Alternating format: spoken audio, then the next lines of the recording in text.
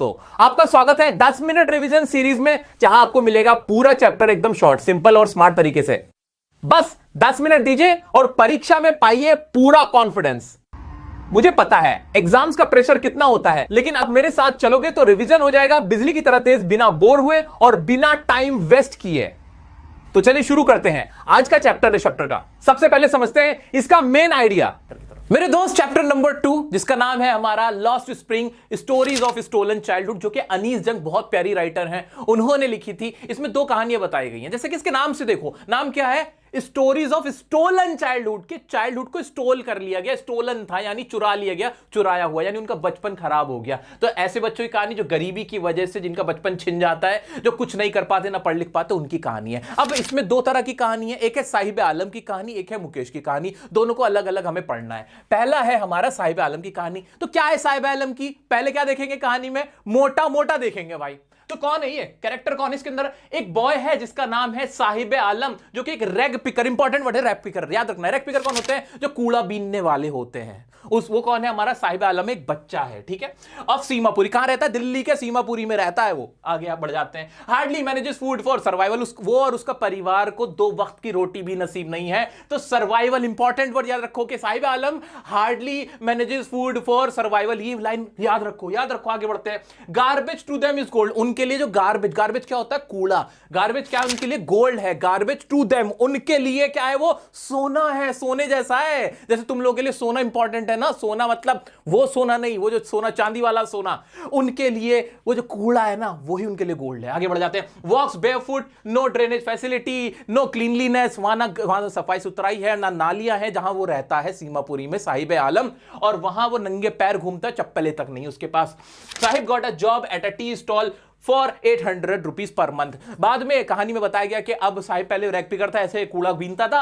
आगे चल के ना अब वो राइटर देखती है, अनीस जंग देखती है कि कुछ टाइम बाद देखती है कि अब वो कहीं नौकरी करने लगा है किसी चाय की दुकान पर, जहां से 800 रुपए महीना और खाना मिल जाता है। ये टोटल कहानी इसके अंदर है। और इसी को आप छोटा छोटा करके देख लेते हैं, एक्सप्लेन देखते हैं, इसकी एक्सप्लेनेशन क्या है, एक्सप्लेन कैसे हुआ है। आइए।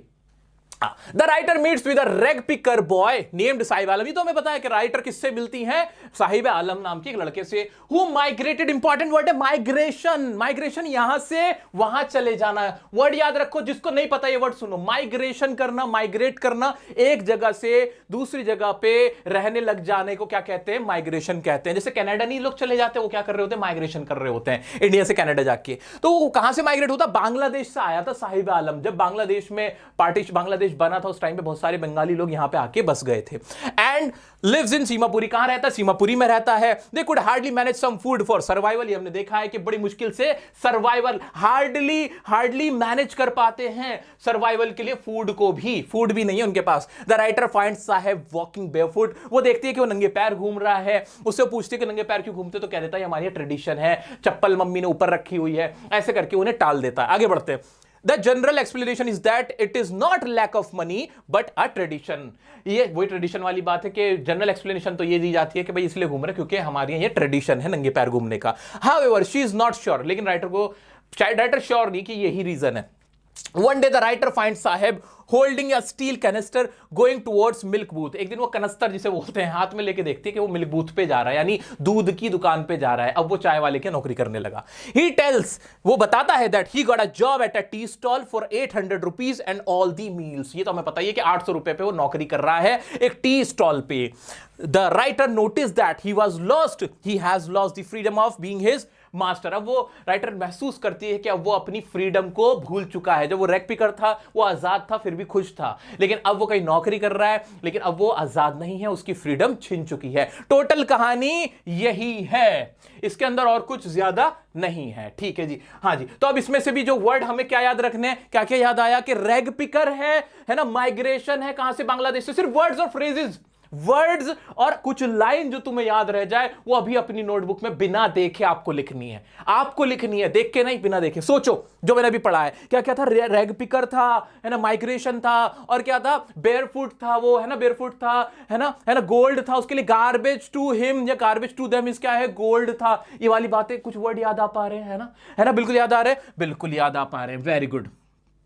चलो अब पॉज करो वीडियो को और इसके भी जो रिलेटेड वर्ड्स आपको याद रह गए हैं, जो भी याद आ रहा है, जितना याद आ रहा है बिना देखे लिखो मेरे दोस्त। अच्छा दोस्तों, ये जो पीडीएफ है, जो मैंने अपने हाथों से पॉइंट्स लिखे हुए हैं, ये जो आंसर्स हैं, ये सारे तो मैं आपको टेलीग्राम पे दूंगा ही दूंगा। अभी डिस्क्रिप्शन में लिंक पड़ा हुआ होगा, वहां से आप आराम से इसको डाउनलोड कर लेना। लेकिन ये जो मैं आपको कह रहा हूं कि आप अपने हाथ से लिखो, वो सबसे इंपॉर्टेंट है। वो ना आपको याद कराने का तरीका है, इससे आपको ना याद रह जाएगा। एक बार लिख के देखो, फिर भूल नहीं पाओगे। ये मेरा चैलेंज है, ठीक है? तो लिखते रहना है सबको, जो मैं पॉइंट्स आपसे लिखवा रहा हूं। आगे बढ़ते हैं भाई, हमारा इसी का दूसरा पार्ट है मुकेश की कहानी। क्या है मुकेश की कहानी में, पहले मोटा मोटा देखते हैं भाई।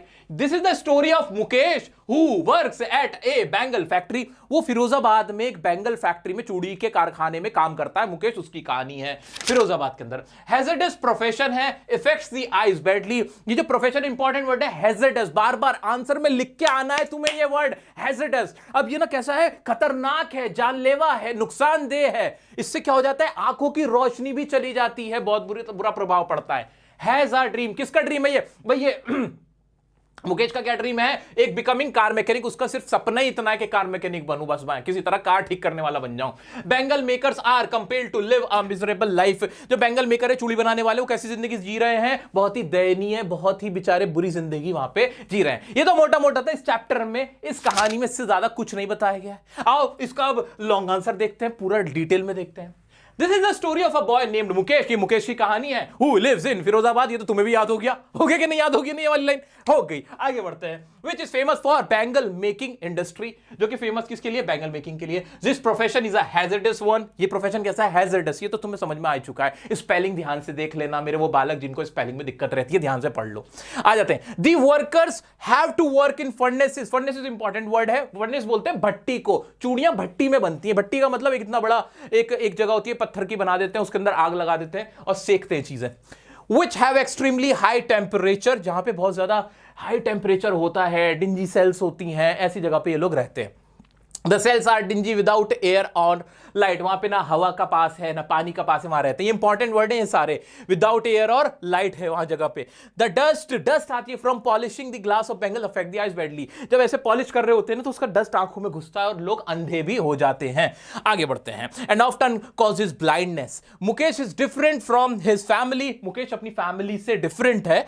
क्यों है? He has a dream of becoming. क्या ड्रीम था उसका बताओ? अच्छा, हम लोगों ने पहले पढ़ा था, कार मैकेनिक बनने का। किस चीज का ड्रीम है? Car mechanic. एग्जाम में यही से क्वेश्चन उठ के आने, यही होंगे, यही लाइन तुम्हें लिखनी होंगी। ये जो आंसर नहीं है, ये मैं पेपर लीक हो रहा है तुम्हारा, क्योंकि यही आंसर तुम्हें वहां लिखना है। जो ये लिख देगा, जो इतनी बातें लिख देगा, बहुत अच्छे नंबर लेके आएगा। अब इससे रिलेटेड इंपॉर्टेंट वर्ड दिमाग में घुमाओ, अभी घुमाओ। हैजर्डस प्रोफेशन है, बैंगल मेकिंग में काम करता है, और वहां पे सेल्स कैसी हैं? डिंजी सेल्स हैं, विदाउट एयर और लाइट है ना। जो फर्नेसेस हैं वो कैसी होती है? फर्नेसेस विद हाई टेम्परेचर होती हैं। Often causes blindness.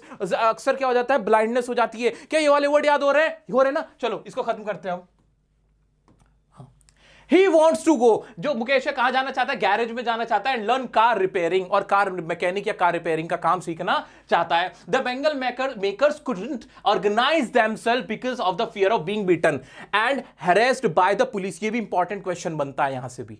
मैंने बहुत बार देखा ये क्वेश्चन बनते हुए। भाई जो बैंगल मेकर्स हैं वो हमेशा हरास किए जाते हैं, उनको प्रताड़ित किया जाता है। वो कभी खुद को ऑर्गेनाइज नहीं कर पाए, क्योंकि पुलिस वाले उनको बहुत मारते पीटते हैं। जो पॉलिसी मेकर है वो लोग, नेता लोग भी उनको परेशान ही करते हैं।